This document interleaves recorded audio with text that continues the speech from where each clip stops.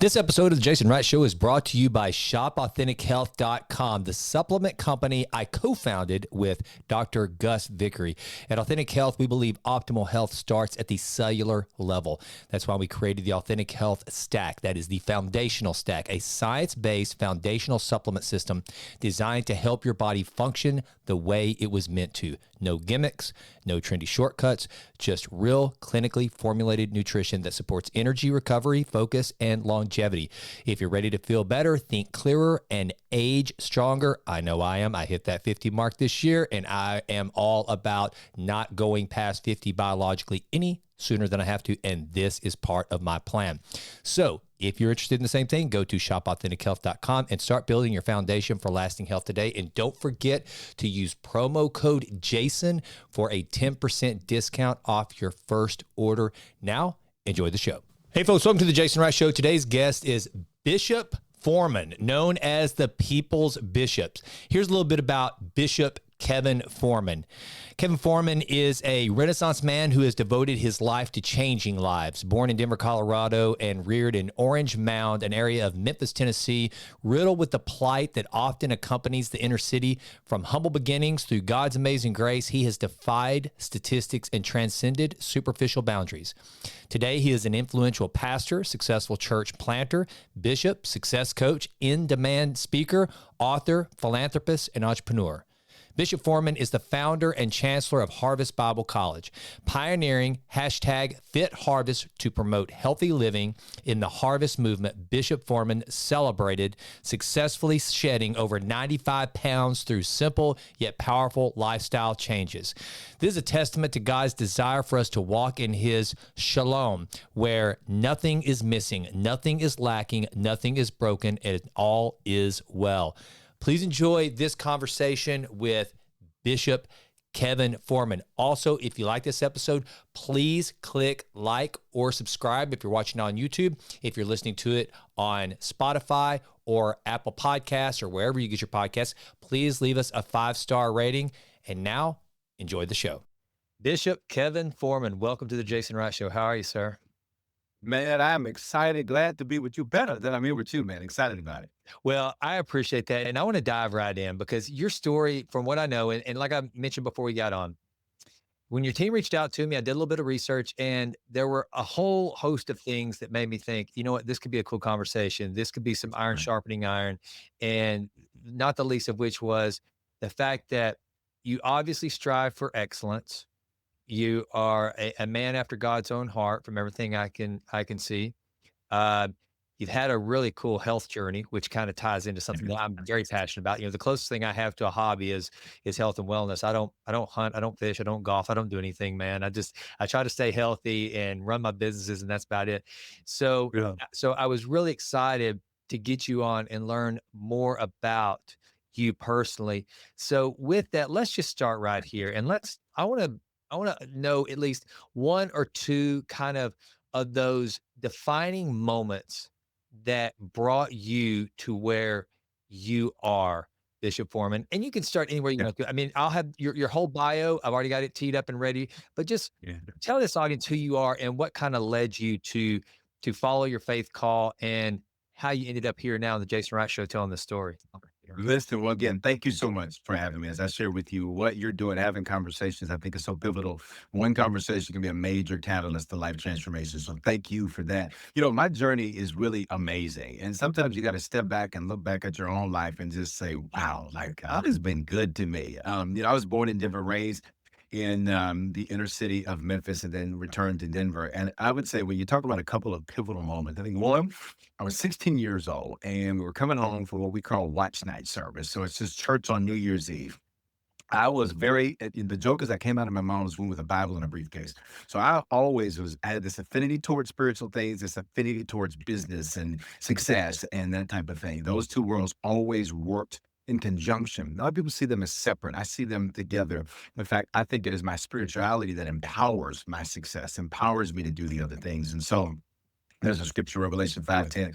God makes us kings and priests, one man, two realms, spiritual and successful, not either or, both and. So when I was 16, I did all the stuff that my mother needed to do. I was ready for my car purchase. I had the money, everything was ready. I said, I literally presented it to her and said, "You just have to go down to the dealership with me. The deal is done. I've negotiated everything. I just can't sign for it. Like, you have to sign for it."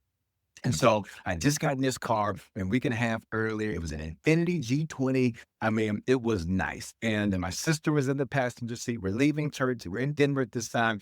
It's snowing. We hit this little patch of ice. It wasn't very much snow at all.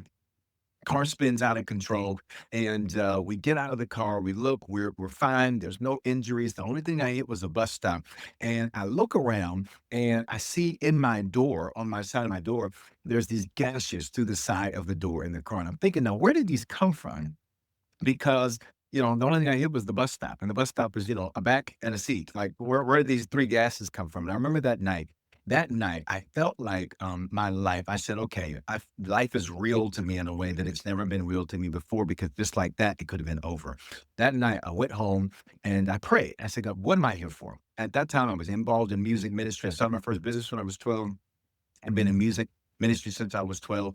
And so, only 16, but I prayed this crazy prayer as a kid. I said, "God, accelerate my destiny. Let me get to the places that I'm destined to go more quickly." And so that night I went home. I had this anger. I was like, I felt like my life had just been attacked. And that night I got clarity on what I was sent to the earth to do. I wrote my very first message ever that night. And I said, I'm going to use my life to change the lives of other people. That was one of those big moments that changed everything. Like, I was 16 years old. I remember like it was yesterday. That is amazing. Now, one of the things that you said there that I think that we as believers a lot get, I think we kind of stumble over ourselves, and I want you to kind of take this and run with it. I heard somebody said one time that one of the things that we as believers do a lot of times is we confine our belief in ourselves and what we can achieve to we limit it to our own mortal mind, not real instead of leaving it to God's infinite ability to create and to perform.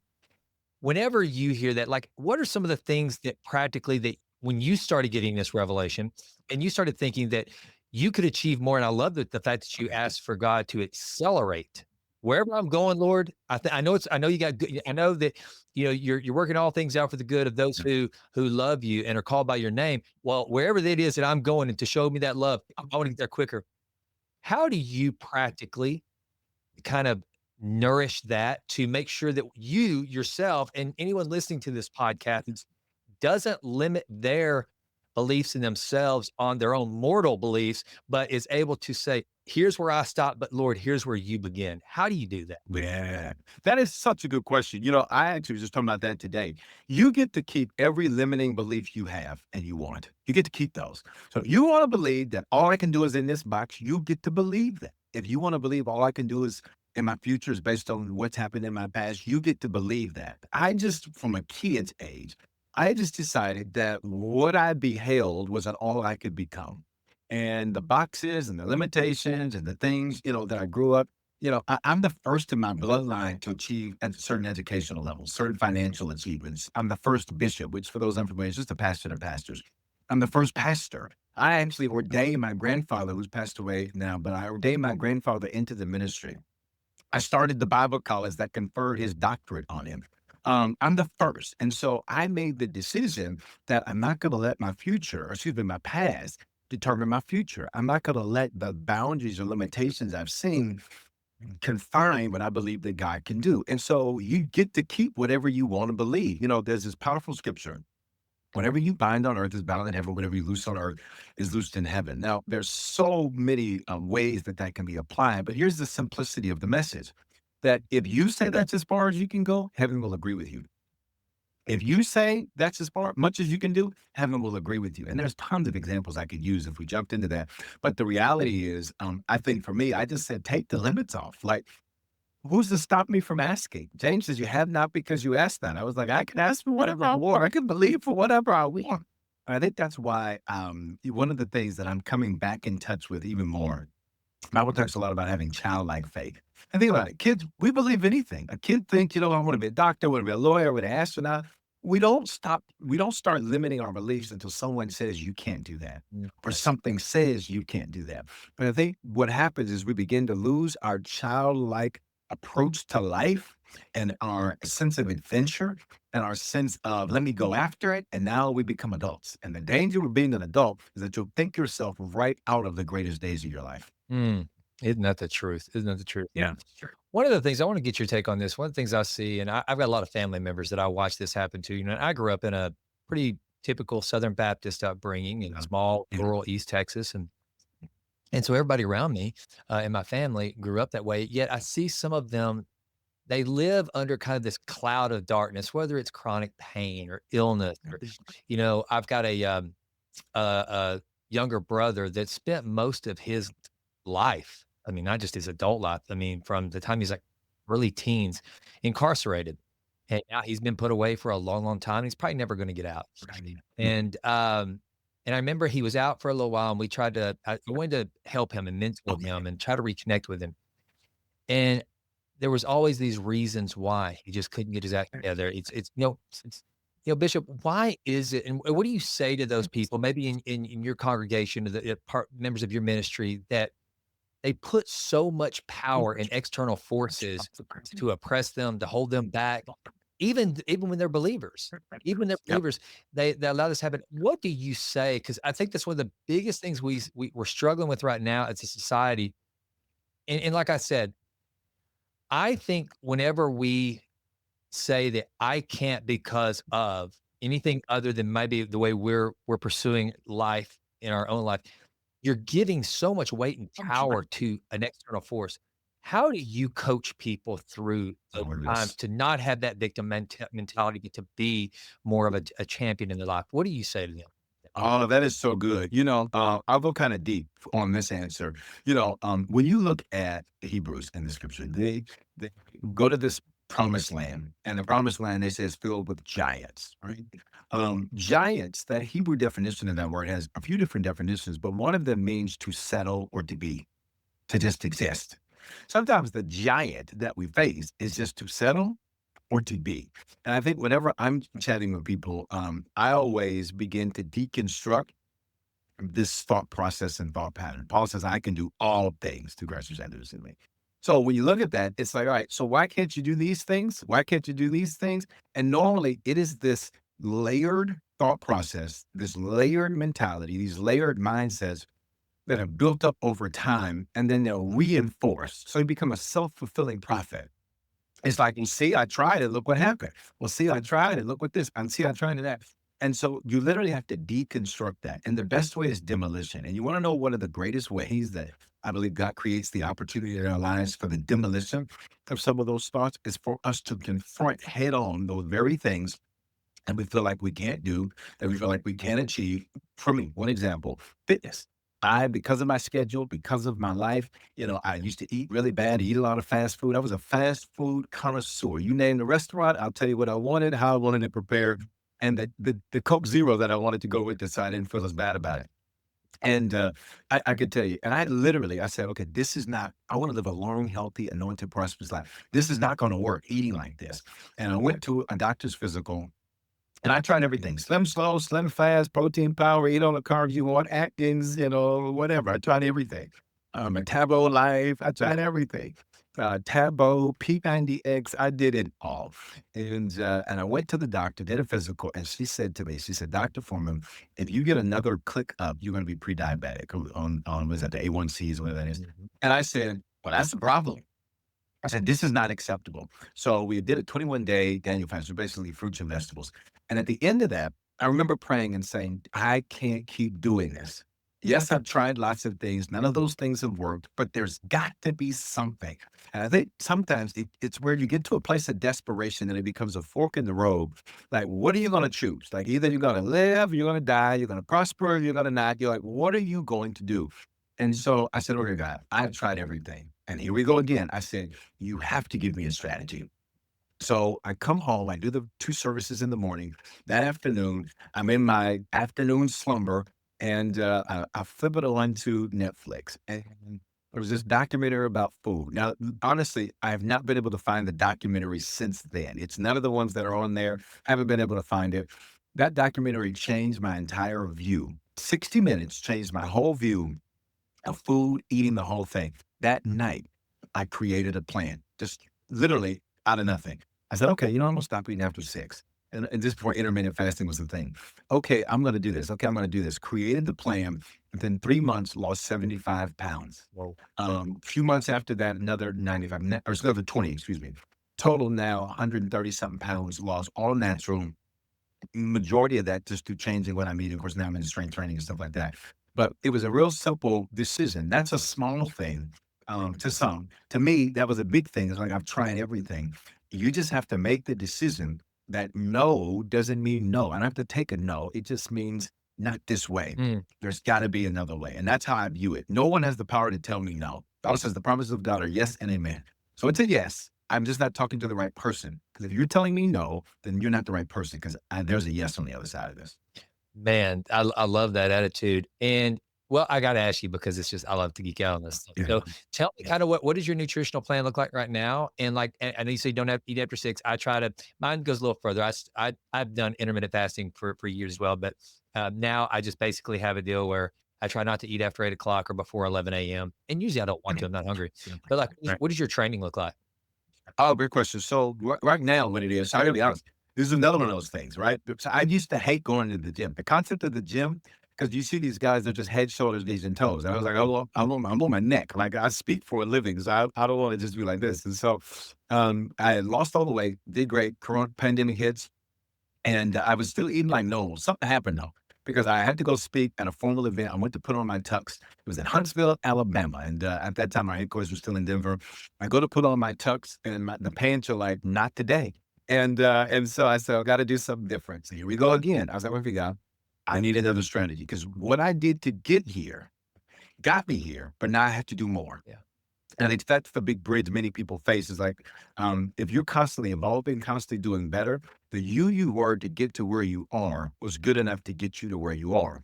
To get to where you're going, you have to evolve. You have to change. You have to grow. So, long story short, that's when I got into training and all of that. And I literally prayed. I said, God, you have to give me the desire. This is me.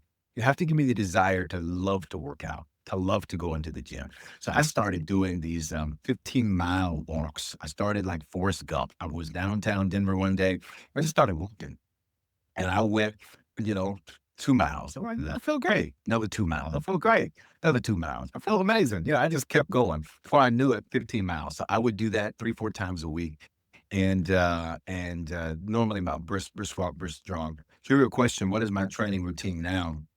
Now I'm in the gym 5 times a week, 750 reps. I do it in a hit type of, type of methodology. When it comes to eating, I generally try to watch my calories. I pay attention. I kind of, like you said, geek out on it too. So I look at my BMR and what's my caloric intake and that type of a thing. But that's typically what I do. It's amazing because most people, if they don't know that I'm Mr. Foreman, they will say, are you a coach? Are you a trainer? Can you train me? Can you be my coach or what have you? And so that's typically what it looks like now. Food wise, I used to be a bit more disciplined in what my intake was there. I've learned to be a little lenient with myself a little bit and, enjoy life. But the big mindset shift that I had to realize is that I had an inappropriate relationship with food. Mhm. The relationship was that, my life since I was 12, I've been a leader. I've been in front of people. I've been, you're dealing with an entrepreneur, a business owner, building things, leading people, staffing, all of that. And so the relationship with food was that I would live to eat instead of eating to live. So when I was happy, I'd eat. When I was sad, I'd eat. When I had a great day, I'd eat. When I did a great deal, I'd eat. Food became something that was a reward instead of something that was a resource. Yeah. And when I changed that, everything changed. Yeah. Yeah. Yeah. And that, I got to tell you, I really appreciate that for especially being in the ministry. And I know, look, I'm going to go ahead and admit that I'm very judgmental in this way. I confess it right now, but I have a hard time listening to a fat preacher. I really, I agree. I agree. I mean, it's because it's kind of like that. It says something to me Yeah. about your discipline and how that, and I hate to be that way, but I just think when when I see like just a big fat preacher trying I don't know, it gets in the way. No, just I got zero adjustment for me because I used to think the same thing. I would think, okay, And that's also what precipitated mine. Now, I carried mine like a middle linebacker. So it looked like I played for the Hawks or not the Hawks, but the Falcons or something or Right. Broncos. But I thought the same thing. I was like, how is it that you can do all these spiritual things, but you can't bring your body into subjection? And many times it's just bad habits Yeah. that you never correct. And then you become subject to the system that you created. So you become a slave in your own system. Yeah. Yeah. And I was like, but I'm in charge here. So this has to change. Right. All Yeah. right. Now I got to ask you because and it's interesting as I'm sitting here thinking about this. So I used to be, I still have my real estate broker's license, but that my first company I ever owned was a real estate brokerage, and that was my life for a long time before I sold my company. Yeah. And in this new age of real estate, essentially you have to have your own media company. You have to have your own brand. It's changed so much since back in the early 2000s whenever I bought my first business. The way you're scaling your ministry, you have to almost make yourself a personality, a brand. It's one of the reasons why we're talking today. You've got to get there and share your message on every platform. You're also an entrepreneur and a creator and all these things. How do you keep that sorted out? How do you because back in the day, again, told you growing up in rural Sulphur Springs, I mean, Dr. Redmond, who was my home church pastor when I was growing up, I mean, he prepared his sermon all week, got up All we Sunday, fired the gospel gun, obviously gonna be there on Wednesdays, and, and then he would get a break during the revival. Somebody else would come up, and he'd probably do a revival, but it's a different world. right. How do you juggle all of that and at the same time maintain your focus for discipleship? How do you manage all that? I love it. It is a few things. One, recognizing that just what you said, that things had changed, that it is not what it used to be, and it's changed very quickly. And you're exactly right. So the way I view it is that what we really, in terms of, if I was to take, some people have a problem with this, and they shouldn't, because Jesus said, "Do business until I come." Church and ministry is a spiritual thing, but it is also an organization, just like it's an organism.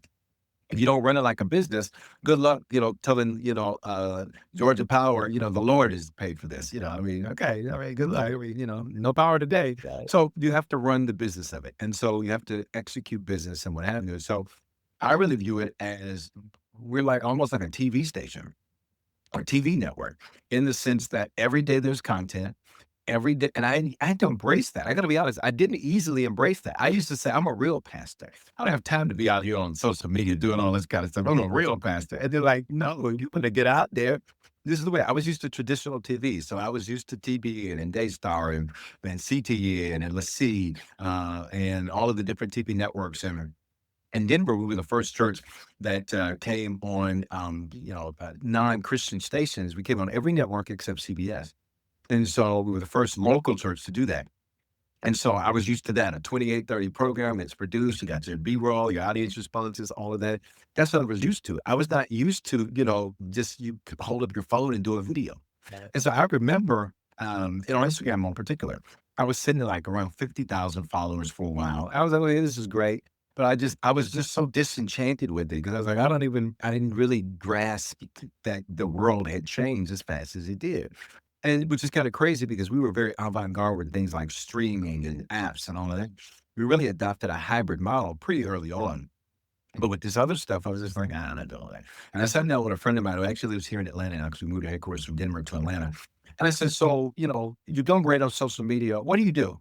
Like, who's doing this for you? Like, tell me." And he would just kind of be, and I did joke with him. He'd hold up his phone, and half the time he was just kind of looking around. He was barely looking at the camera. Like, there's no lower thirds, there's no video insert. I'm used to all of that. There's none of that. He just talks, and 20,000 people are like, "Oh, this is great." And so I said, "What are you doing?" He said, "I just talk." I said, "What do you mean you just talk? Like who's behind this? Who's pushing this? Somebody's pushing this. There's an engine behind it." Because again, my mindset didn't match the things that evolved. I think that's a whole lesson for everybody. Like, you can be in a new day, but still have an old mind. Mhm. You can be out of Egypt, but still have Egypt in you. And so, he just said, "I just talk." So I was like, "Okay, all right, that's all right, whatever." And so, I didn't really believe him. So I tried it. So I was taking a trip to Chicago. I was catching a flight. I was in the boarding area. I looked down at the phone. I said, "Let me just try this. Let me just talk." I was like, because I'm used to polished videos, things need to be done so, you know, pristine and what have you. I did this video. I hurried up and posted it because the airline I was flying that day, I knew their Wi-Fi wasn't good. So if I didn't get it off before I got, left, it wasn't going to happen. I land 40,000 likes on this one video. And I'm saying, yes. Yeah. And before you know it, I mean, I think that video has done like, I don't know, it's as much as it's been taken and shared, it's like 60 million views or something, that one video. Um, I had to recognize that things had changed. So to your question, how do I balance it all or juggle it all? I realized that number one, mission is first, always point blank, period, bottom line. From that, we have to do all of the things that we have to do. We have to do the content. We have to do, again, just like that. We're having this conversation today, recognizing that, I have this thing in my notes that says, do all you can to reach as many people as you can while you can. I love To me, you just have to do it. So you figure it out and you build it into part of what you do. And I'm still figuring that out. I won't even say that I've got that completely figured it out. I just know that that every year we're seeing more and more people come to the Lord. As the time we're recording this, we're almost at 1,650 decisions, professions of faith for this year, almost 12,500 in our existence. And that's great. But so many more people need to be reached. And then on top of that, I said all my separate for-profit stuff. So, we just keep it moving. I love it. Well, you're better than me because one of the things, as a podcaster, I've had this podcast now going on 8 years, and I despise. I use social media. I just don't want to be a part of it, and mainly because I'm lazy. I don't want to have to do the videos. I don't want to. I hate. It's like I like having these conversations, and it's something that you've got to do. And thank God I started my podcast soon enough to where, we're close to 1 million downloads, and I've Love it. kind of gotten away with it. But here's the thing, I was listening to Tim Ferriss recently, where he was talking about how if he had to start over with his podcast today, which basically, by the way, Tim Ferriss, one of the most popular podcasters to ever live, Yep. it was an afterthought. He was just doing it as kind of like something to do in between writing books. And now he's like, I don't think I would start it today because you almost have to create a TV show. It's like that for podcasts today that are just getting started to build that audience. And I'm the same way, man. And there's sometimes I think I want to do that, but then I'm like, I don't know. So I get it. The world's changing, and this is where you have to go. And to your point, Gary Vaynerchuk says that all the time. He's like, document, don't create. It's not about making this perfectly scripted piece of content. Just document what you're doing. And I think with what you're doing in ministry, especially, people want to see authenticity. They want to see you not with the perfect lighting, the perfect music. They want to see you just giving it directly. And I think that's fantastic. I tell you who you remind me of when you're describing this. So Andy Stanley at North Point Church. If you know anything about North Point Church, Andy runs that like a CEO and a board of directors. And one of the things, whenever I was looking at some of the things that you've done to leverage digital media to scale in multiple markets, it very much reminded me of when Andy started as just a home group out of his house and just kept going and going. And they're in Atlanta. And then also my just complete sidebar, there's been two different times in my career where I've had second homes that I flew to every week for a while, and they were both in Atlanta. I used to work for the Home Depot, and my office was off Paces Ferry, and I lived in Houston, so I was flying in there every week. And then there was another time where I advised a startup over in Buckhead, an online retailer, and then my daughter just moved from Atlanta back to Texas. So Oh, wow. it's such a great So connected.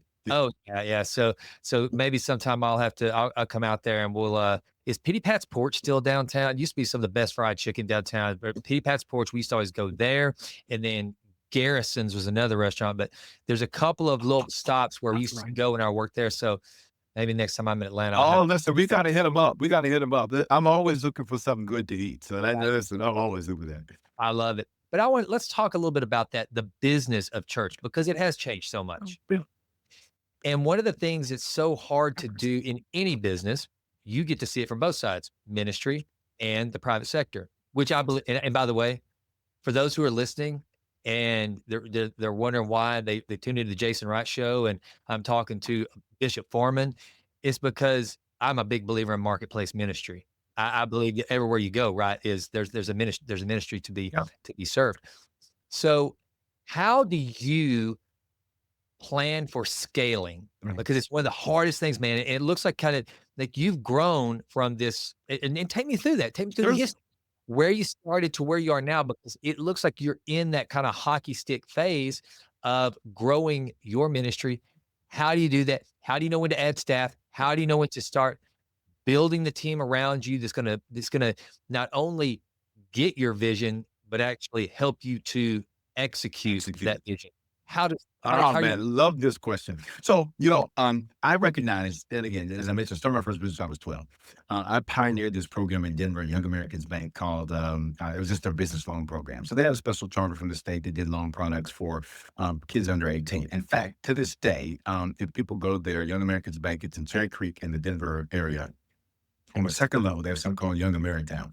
Basically, it's just a little city where teenagers, they go high school, middle school, they go and they take different jobs in a city, and it's a little town. So they get to run a little town for a day and experience what it is to be the mayor or the TV news reporter or the, whatever, my police chief or what have you. Or an entrepreneur. And every entrepreneur that walks up there has to walk past a picture of me when I was 12 years old, holding up my business plan. I still got a picture of it over there. And because I did the first one, we created the program. So I was used to taking nothing, turning it into something. By the time I was 21, I built Denver's on the mortgage side of the real estate world. I built Denver's largest Black-owned mortgage company, mortgage brokerage. And so 21, I don't know that anybody surpassed what we did in terms of volume and revenue and that type of deal. Since then, I didn't check, but at 21, that was that. So I knew what it was to take something, take it from nothing, and turn it into something. So we started this church in Denver. All of the data is against us. 4,650 for lowest church attendance in the nation. So it's like the last place. It's like starting a barbecue restaurant in the health food city. Like it's just not. It makes no sense. Like why would you do it here? And then there's not a lot of diversity. The area is only 4% African American, so there's not a lot of diversity. And so I was used to diverse ministry. I was used to it being like the United Nations of Church. I was used to that. And so we start from scratch with nothing, like literally with nothing. And in church planning, they call it a parachute plan, to where you just parachute in and you just start. That's what we did. We started on Saturday nights. First service, we had over 100 people. And that's only because I stacked that service. Every dancer I could get, every singer I could get, if you played the flute, I probably had you there. Like, go on and play the flute for Jesus. Like, I had everybody there. The next week, there were 7 people that were there. Because most of those people went to other churches. And so there were 7 people that were there.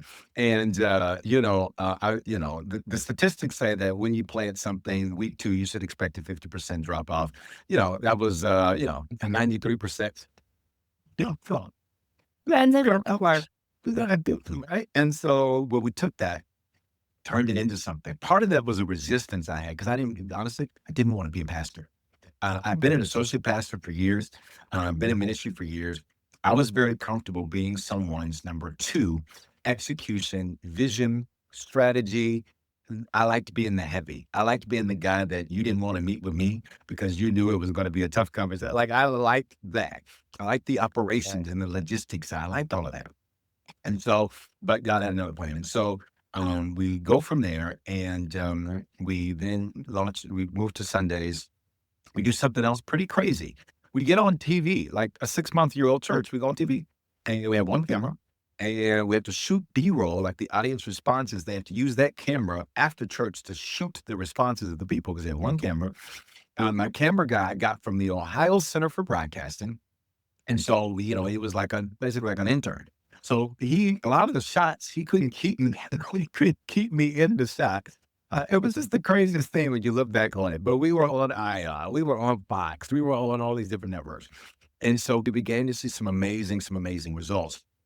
You fast forward, we built, before we moved our headquarters a few months ago here to Atlanta, we were one of the top 5 in terms of size and the church from what we had built in the area. And so then comes this faith move. We knew we needed to expand to another area to really give us what we needed to do in terms of reach. And I think that goes to scale, realizing that sometimes maybe you're too big, you're bigger than a zip code. So you need to take your business, your model needs to be more of an Amazon model and that you are an online thing that has regional distribution more than I'm a retail thing where I'm on a physical location that has a website.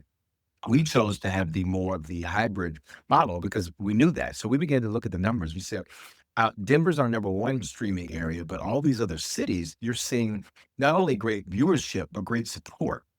Then we began to see what we call our dream team, people who serve. We said this is becoming to where there's so many people serving online, they're rivaling and exceeding the number of people who serve in a building. And so we leveraged that and we took advantage of that and began to transition. And that was another fake move. I was like, well, there's nothing wrong. Why would I want to transition my headquarters? Like, we spent years building this here. We began to transition the people to get used to this hybrid model, get used to watching me on TV, get you back. You mentioned Andy, that's how they do all of the different campuses, is video and all of that. And got people used to that. And we were able to make that type of transition. And I think when you look at all of it, it's really recognizing that I took on this one substratum, this one mentality. I am married to the results, not the method. So, because that's what I'm married to, if we have to change the method, I'm fine with it. And I think a lot of people get so stuck on their method. We got to do it like this, got to do it like this. My thing was, what's producing the results? Because if we can see what's driving the results, let's do more of that more quickly. Churches are notorious for not being administrated well. They're notorious for having outdated systems. Like, so when the pandemic hit, we didn't miss a beat. We increased exponentially because for us, we had already invested so heavily in that world. So like online giving and just some basic stuff that seems so basic now. 2020, a lot of people weren't doing it. They still had credit card receipts. People had to bring their credit cards up to the front of the church and go, what are you doing? I'm like, what are you doing? So we had invested heavily in our app text infrastructure. In fact, our database, we were just looking today, people connected. We just crossed the 16,000 mark of people who were connected just yesterday. And so, but we invested in those types of things and we saw we could be more efficient. We could get things done better. And for us, it was not just being married to results, like how are we going to reach more people and see more professions of faith, but how do we be the best stewards of our resources? Just because you're spending a lot of money on something doesn't mean you're getting a good deal. Yeah. I tell you what, I'm gonna remember that. I love this, married to the results, not the method, because you're exactly right. It's one of the things that, like in the old Southern Baptist way of doing things, trying to get the deacons to agree on anything. And one of the things always comes up is I don't care if it's a black congregation, a white congregation, whatever, it always comes up, well, that's the way we've always done it. And so I love that. And that is applicable to business as well as church. I don't care where you are. And so I like that a lot. And one of the things too that you mentioned is I think I admire the fact that you took the pandemic as a way to kind of accelerate versus, kind of retreat. Yeah, my wife and I we went through that. We own a brick and mortar retail business here in Texas. And when you can't open your doors as a retailer, it's sink or swim. It's either, well, throw your hands in the air. And what we would do is when we couldn't open our doors, she and one employee would take orders through Instagram, text, and it was during Easter. And and she has built this business into basically a local institution. And so I would walk in like at 5 o'clock in the afternoon after I got through working, and I'd walk in the store and the floor was covered in all these Easter baskets with all this stuff in it. And then she and we would load them up and we would take and leave them on people's doorsteps. We did that every single night. And then all through the pandemic, that's what we would do. People would tell us what they needed. She put together outfits, and then we would just go deliver. And it really helped our business because making it through that. And that's the thing too. When people see you leverage what is a huge setback for a lot of people, you're able to fight through it. People will reward that attitude and that mentality. Obviously, y'all are seeing that. So, all right. So now let's talk about vision and goal setting. Because I gotta believe that's a huge part of your life, for your organization, for your businesses, for again your media creation. What does it look like? And especially now that I can't believe we're here, but the end of another year, we're about to head into another one. As you prepare, what does planning and goal setting and putting metrics into place, not only what does that look like, but then how do you evaluate continuously to make sure you're hitting those milestones that you set out for you and your congregation and your leadership? What does that look like for you? My belief is this: you'll never master what you refuse to measure. So a lot of times vision becomes this pie in the sky type of thing, like hope, like shoulda, woulda, shoulda, woulda, coulda, a wing and a prayer. No, vision means what do I see? If I see it, I need to be able to quantify it. So every year, and it's actually right around the time we're recording this, that this is the time where I begin to get strategic in prayer, but then also strategic in planning about what's the next year going to look like. I'm different than most. I plan out all of my series a year in advance. So they will be done before I ever step foot in 2026. Everything in terms of series wise, the message series that we do, I'm going to do about 10 a year. Some go a little bit longer than a month. Is going to be planned in advance. Now, not every single message, but every single series. When it comes to what our goals are, that's set out over a year in advance. So that way we can forecast what do we need to do people wise, what do we need to do team wise, and then we begin to look at all right, as it relates to, and this is where digital has been so powerful. What's driven growth over the last 12 months? I am again very different than most. I am looking at my financials every single month. My board and I we're reviewing those every single month. What happened last month?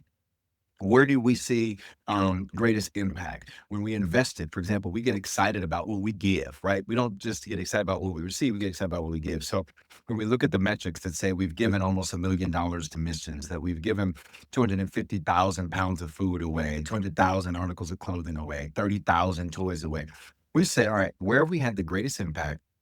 What do we want to do next year? And we have to put a number to it and a date on it. I think when it comes to vision setting and planning, you got to put a number on it and a date on it. If you don't have a deadline, it's dead out the water. You just might as well throw it away. You're not going to do it. You're not going to do it. And if you don't put a number on it, you can't measure it. And so I remember when I started losing weight, my doctor said, well, it's about how you feel. I said, doctor, I appreciate that, but you're practicing medicine. You're not the healer. You're not the physician. I said, I need a number because if I have a number, I can discipline myself to get to that number. And once I get under that number, then we can have all of this about how I feel and all of that. Until then, for me, I need the structure and the discipline of a number because then my life creates the system so I can get to my vision. And so I start with the end in mind, and then you think like a factory, work backwards. So what do I need to build? What do we need to do? What do I need to hire? We learned during the pandemic in particular, there were a lot of things we hired for that we began to, in the church world, we would serve it out instead of staff it out. So we said, we're staffing somebody to do this, but really, this is something that somebody that serves at home. Maybe it's a retired person, or maybe it's a person that's got extra free time. They could actually do better at this than us having someone and all the things that come with that. I take the same approach to I do private equity, so M&A, mergers, acquisitions. And so I've built a lot of things since I was 12. At this stage of my life and my journey, I just want to buy what other people's built, what other people have built. And so to me, that's more exciting to me than, starting something from scratch outside of church. And so I take the same approach. Like, where do I want to go? And then walk this thing backwards like a factory and let's build towards that. But vision has to be deadlines and dates. I love it. I love it. One of the things I want to ask you about while I've got you too is something that's been on my heart, and I've got a book over here called it was written a while back called "The Boy Crisis." As a male leader, and not only just a male leader, but one that you lead a major organization, you are an entrepreneur. I mean, you're kind of like, I mean, for the folks that aren't watching this on YouTube, I mean, Pastor Bishop looks kind of like a David Goggins type dude. That's kind of what you remind me of, man. I I get mean that that. all the time, all the time. I take it as a compliment. But you should. You absolutely should. What is your take on the state of young men in this country? And I want to take a step a little further on this one. One of the things that the guy that I think was it Warren Farrell, I think is his name, wrote this book, and he worked with the Obama administration and was on he was the only man on the organization of NOW, National Organization for Women. And they were hosting this big women's initiative at the White House. And Warren Farrell, he gets there and he said, I'm just curious, what is the equivalent program for young men? And everyone was like, what are you talking about? It was like, why would we do that? Why do young men need help? And he makes the point in the book about incarceration rates. And they always divide that by race, who's incarcerated. And there's a place for that, there's a reason for that. Get that. But one of the things he never says is or he said that no one ever talks about is it's young men. All yes, there are different races, and some of them overrepresented and all this. But he said what we're not talking about is why are so many men incarcerated? Why are so many men committing violent crimes? Why are so many men committing suicide? Why are so many men falling? And right now, I think it's finally people are talking about it a little bit more. And just as a male leader, that I got to believe there's a lot of young men that look to you for like, Right. I want to be like that. What is your take on that? And what can we do to try to Oh my heal goodness. I some of love this this? question. So I think what's interesting is I've discovered that there's a lot of unhealed young men in older men. Right. Oh, you're talking to one, baby. Yeah. Now, Yeah. come And on. I think healing is a journey and a process too. I think, I'm always in this state. I live life like a student. That's my philosophy. So even the word disciple just means disciplined student. He's to go and make students, not experts. Because when you think you're an expert, when life hits you with something and it didn't go your way, you feel devastated, you feel depressed, you feel all these things because you're the expert. Not if you're a student. If you're a student, it's like, okay, well, I learned something. I didn't expect it to go that way. Okay, just got to listen. But I think it comes to young men in particular. I always say this about my mom. One of the greatest things, my stepfather was a womanizer. He was an abuser. He was a lot of things you don't want to see a man be. My biological father, he was or is rather, and when I say was, is during that time growing up, he was a very weak, passive type of man. He was a very victim mentality type of guy. So the man I am is not a man that I saw. The man that I am is a man that, someone once described it to me like this, like a Frankenstein, but a good one. You took all these different parts of different people you saw and you merged them into this man. I say that to say that I think part of that is that's just my nature, my build up, and part of based on what I was called to do in the earth. I think the reality is the greatest thing my mom ever did for me. And I think sometimes a mom, and this is no criticism of moms because moms have a tough job, dads have a tough job. Sometimes a mom can be their kid's greatest asset, and sometimes I think also their kid's greatest liability. And here's what I mean by that is that if you over mother a child and you're there to pick them up every time something goes wrong, and I don't want to get too graphic with it, but at a certain point, your son has to detach from being breastfed. I'll say it like that. And I don't just mean that literally. I mean that in the sense of the greatest thing my mom did was recognize I was different. And I say it like this, not dismissively, but as a blessing. She stood out of my way. I was a lion, go getter, high energy. I was shy in certain groups, but you put me on a stage, I came alive. I was the type of kid where, I was, don't tell anybody, but, I was signing my own permission slips. I remember one time I had a trip to Alaska and I've told her the week before, I was like, oh yeah, I'm going to Alaska. She's like, Alaska, what you talking about? I said, oh yeah, don't worry about it. I got it figured out, I was saying so. And so, cause I got the money, I earned the money, I raised the money, I did the type of thing. I was different. She recognized I was different. And my mother to this day is my greatest fan. After every message, she'll send me a text. That word was amazing. Sarah, you did great. I'm out with her and my grandmother. I'm with them all the time. But what she did was she gave me the freedom to grow and to learn and to fall and to get up and to do all of those things. And I think when it comes to young men, for some young men, what's a blessing can also be a burden. And I think that starts with the parenting. Secondly, though, I think many times you bring up the point of what's the equivalent. Many young men are overlooked. They're forgotten about.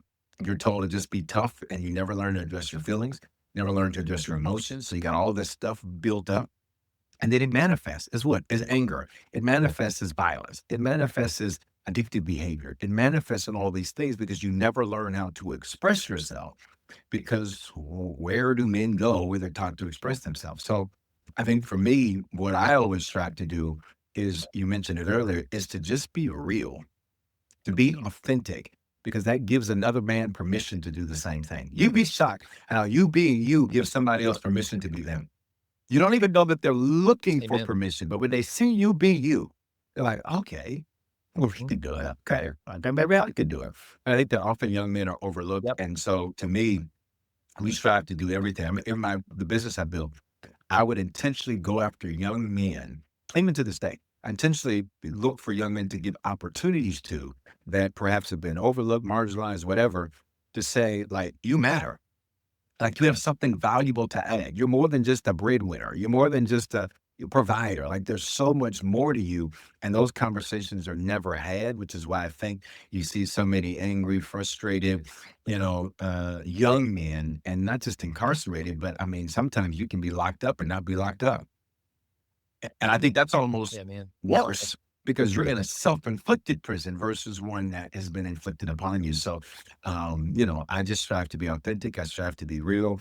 I strive to have the conversations, and I strive to be honest about, the fact that, life is life's, but that's I love it, man. Well, listen, dude, we didn't really blew through an hour already. I could go on for, I hope oh this isn't the no, last time you listen, come on the we're show, connected. Bishop. Absolutely. Yeah, I mean, this was Yeah. kind of like the get to know you episode, and then I would love to Yes. dive into some of these topics and support your work. And to that end, how does this audience get in touch with you? How do they follow you on socials, on your website, any of your writings? How Great do we question. So how do we again, connect with thank you? you for having me. And I agree with you. Anybody can connect, bishopforeman.com, FOREMAN.com. On the subject we were just talking about, I wrote a book called Sins of the Fathers, and that book is on there. It's about breaking generational curses and patterns of behavior. Real thing, Yeah, man. It and is a I'm real proof thing. of that. You're proof of that. There's so many proof of that. That's a real thing. And I think that's a whole nother part of even the topic we just hit. But that book's on there. Full disclosure, I've never received $1 from any of the proceeds of my books. I always give it back to the church. So I'm not just trying to make some money off of the book. Not that that would be wrong, but I just like to say that. Or on social at Bishop Foreman. Now you got to look for the blue check ones because on TikTok there's like 100 fake profiles of me, and sometimes the fake profiles get more views than my real. So real face. But, at Bishop Foreman, that's on all social. In fact, I would love if, somebody was watching, shoot me a DM. I get about 400 IG DMs a day, but I strive to respond. Shoot me a DM and just let me know that the show, added value to your life. I would love to know that. But bishopforeman.com or at Bishop Foreman, there's books, there's music, there's messages, so much more. It's going to add values to people's life. Well, man, this has been a blast, and it's so Likewise. good getting to know you. And I want to be able to let's stay connected. And I'm always up Yes. for some iron sharpening Yes. iron, brother. So you just let me know. And with that, he's Bishop Foreman. I'm Jason. Never stop improving, always and Love always. it. We're out.